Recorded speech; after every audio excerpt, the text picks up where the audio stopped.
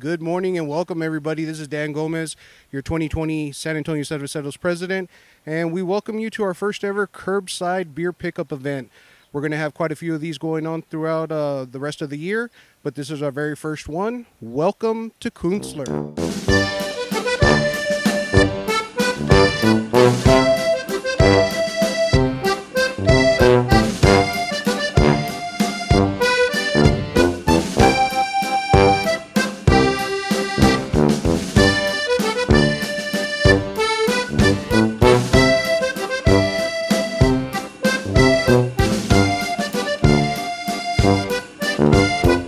Hey, this is the San Antonio Cerveveros over at Künstler. We're here with Vera Deckert, who's the owner of Künstler. Thank you so much for having us and putting on this event for our members.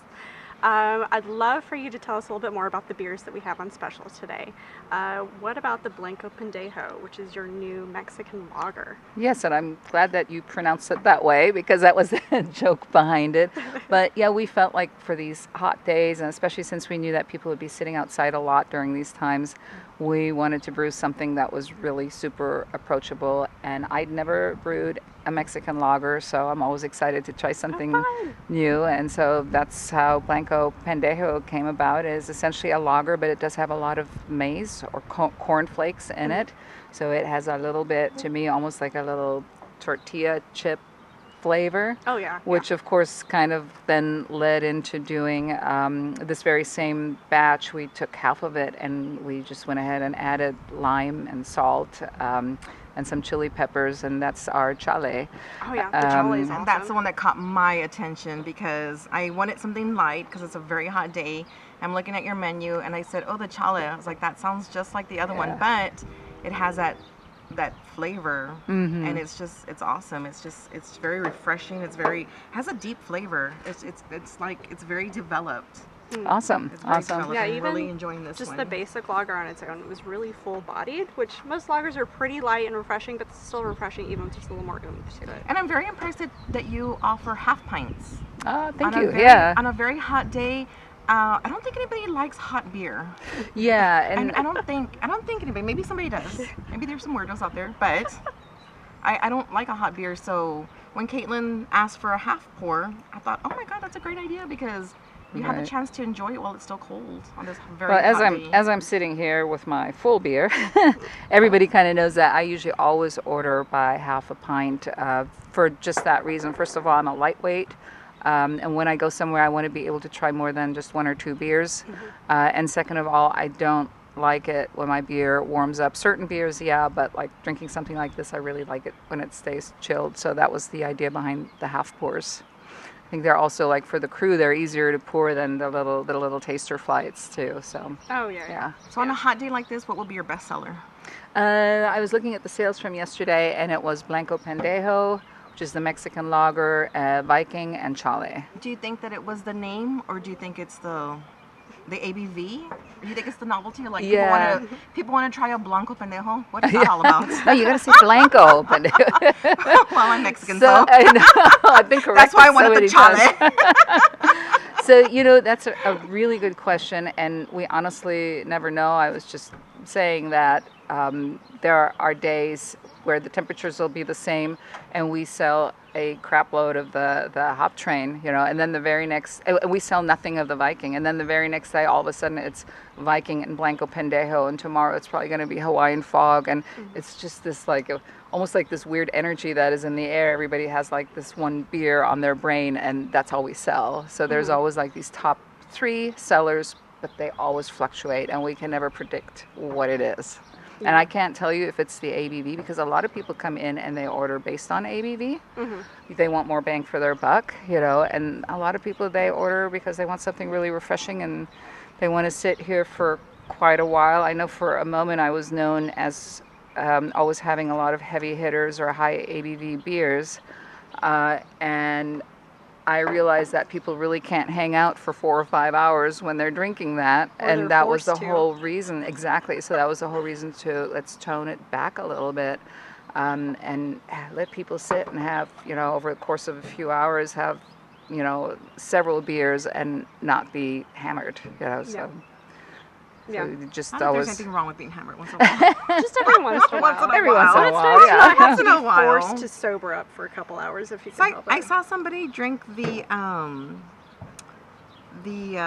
Viking. So tell me a little bit about that one because it's beautiful. First of all, It's gorgeous. I think color. I Thank think I you. want to try that one. I think I want to try a half pour of that one next time. Yeah, the Viking is also kind of an ode to San Antonio because I know, we all love hibiscus flowers and we certainly love mango. And it was a time when I was playing with the Quake yeast, which is a Norwegian yeast.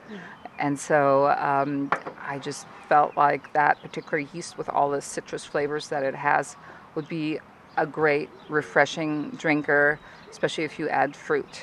And so to me, the combination of mango and hibiscus, mango sometimes gets a little on the sweet and cloying side, whereas hibiscus can be kind of dry and tart. So I just felt marrying the two together would be perfect, especially with the background of the Quake yeast.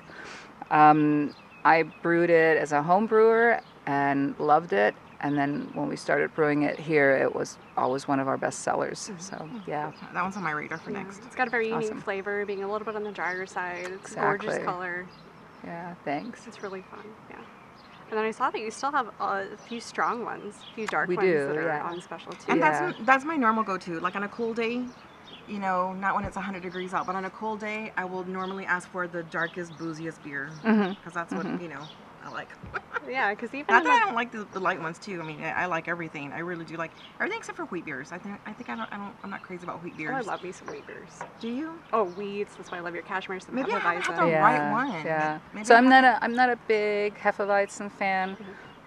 And several months back, we were doing like a food tasting with beer, and they asked me how I wanted to pair this particular food. And I was like, well, the cashmere works best. And I ended up drinking a full pint of cashmere because it's just like, oh my gosh, I haven't had this in so long, and it's really delicious. So, yeah, try the cashmere. But yeah, we do have some dark beers. I tried to taper back on the dark beers as the weather was getting warm, but then that every time we taper back, then we have more people asking for them. So we have Arnold, which is 4.7. Arnold is a Schwarzbier, classic Schwarzbier, real easy to drink. 4.7, obviously light ABV, and I find Arnold to be crisp and refreshing. Black Rose is a black IPA. It's something that we're really proud of.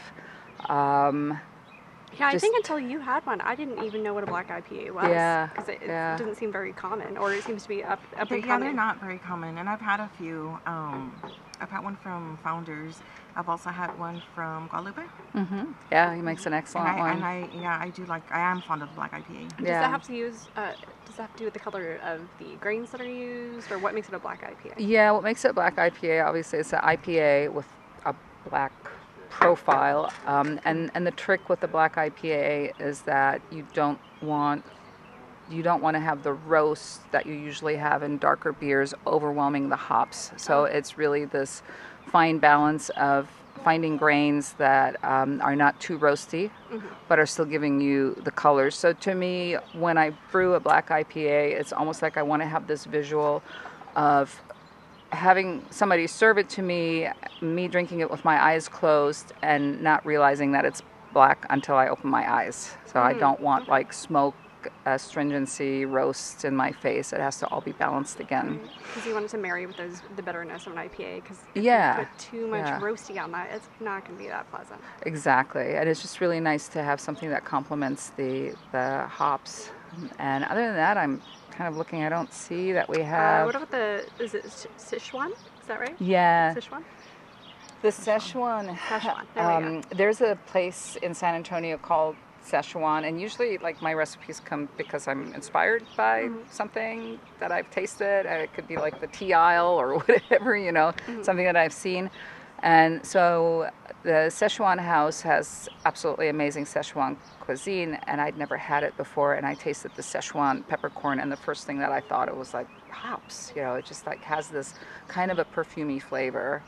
And so I did a Belgian strong, and we added the Szechuan peppercorns, and I felt like it was a perfect marriage because that flavor is in there, and you're like, what is that? It's not everybody's thing, Is but it people. spicy? It's not spicy at all, and Szechuan peppers usually are not spicy. They're just more warm. numbing, warm and numbing. Yeah, exactly.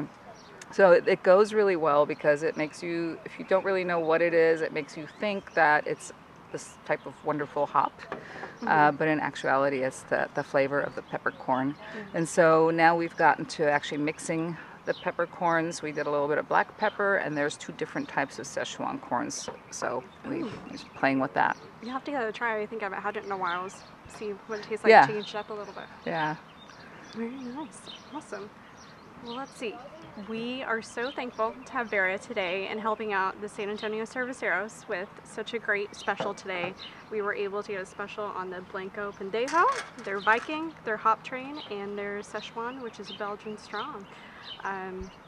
So thank you for being here. Thank you, Christine, for also being here. New member. Congratulations. And we're going to enjoy the rest of our nice ice cold beers on this very hot day. Yes. Awesome. Thank you, Cerveceros, for having me. Awesome. Yeah. Thank you.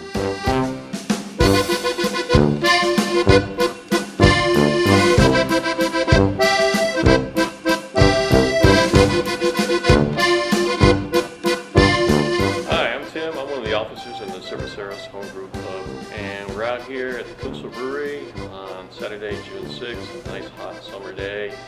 And we're just wrapping up our curbside pickup event where members have been able to come in, pre-order their beer, and come in and pick up a 4-pack that Künstler specifically put together for us for the club to come in and pick up. And I'd like to thank the Künstler staff, the Cerveceros members that helped out on this. And actually, why don't I call in JD over here and give us some feedback on how it went. Hey guys, I'm JD.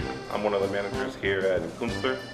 It was a good event. We had the Cerveceros out here having some beers, picking up their 4-packs.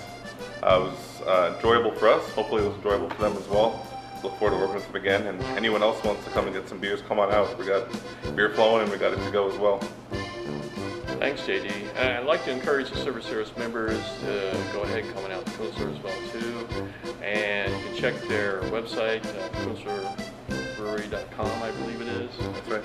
For their latest list of craft beers on tap and stuff like that. And here again, you can order in advance, prepay in advance, and just drive up, grab your beer, and head on out.